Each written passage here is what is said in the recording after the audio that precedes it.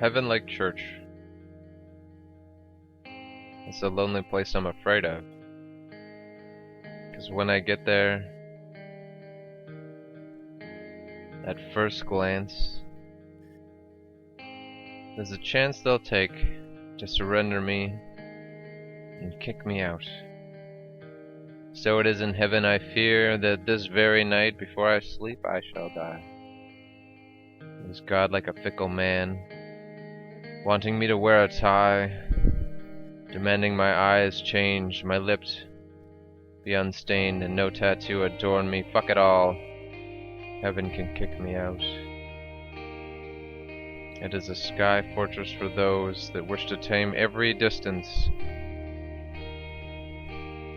and pretend they are brave while they sit comfortably on a couch, idle as pacifists, save when they're in doubt, for then they'll riddle themselves over in a manifesto of "I carry a weapon and I'll take your life if you come any closer."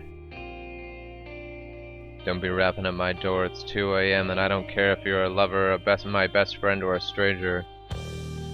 This is my weapon and it is my right to take your life. This is the violent outcome of bravery in a world that won't suffice. This is the fortress that dominates itself over and over in a streaming growth. And it's just like heaven, that we're all so afraid that when we leave our front doors in the comfortable aftermath of our own apocalypse, wherein we're streaming the consciousness that is apathy, there's nothing left within us, no compassion, no fortitude for perseverance, because our soul, our consciousness, our will, our spirit is nothing more than the pretentious aftermath of some word that's on demand that others use to describe that which they don't understand. It is the synapse firing within, and this is the reflection of an nautical instrument that says, especially when a telescope is grooming itself over the reflection, you can peer so deep within that it almost appears as if you're looking into the glass made by fire at wavelengths, the requiem of radiation, and the purity of grooming yourself from anger, hatred, and all that is so against our nature, born of the nurture of this world and the stealing of your dreams, like a crime of a single man march down a street, bare feet on concrete, as the children are dying, abstaining themselves with swollen stomachs, and dehydration has set in, and diarrhea is stealing their lives as they're stolen off to war. And this is theft on a worldwide extortion level. Dear Avarice, Lilith, your wolves, call them back, please. We can't take much more of this. However, we are designed not to look within. We want to be invisible to every camera of an illusion industry, and the decor of our architecture within should be volcanic and obsidian.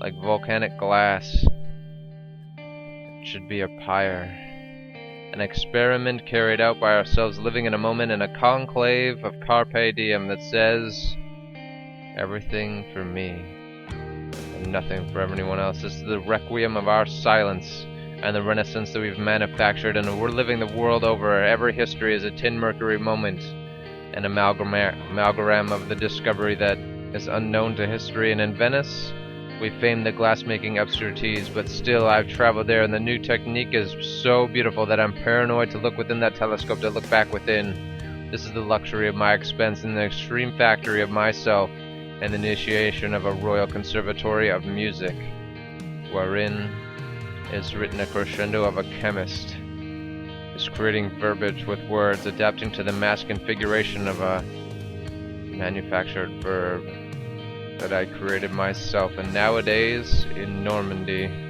that starts with a G, for it is gluttony, and an avarice wolf that's so rigid of back it's been bent over too many times, and she loves it in fact.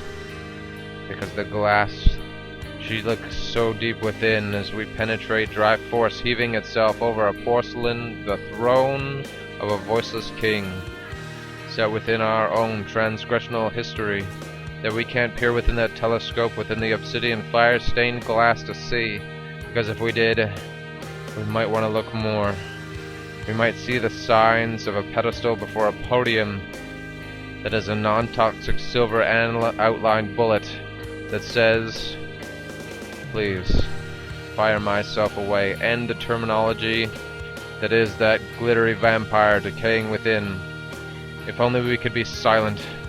The decaying, shadowy vampires of a oh-so-silent night. If we could become those demons, maybe even then the apathy would fall away and we'd be aware of our transgressions in every moment, in the carpe diem, the manifest destiny of a mirrorless heaven that we believe in.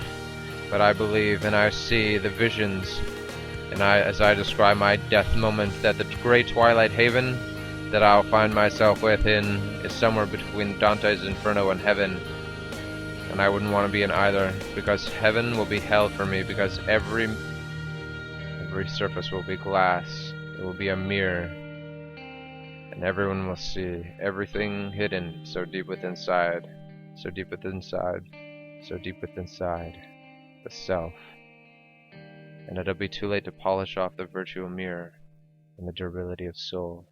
Your perseverance is dead, like the bulk works of our world.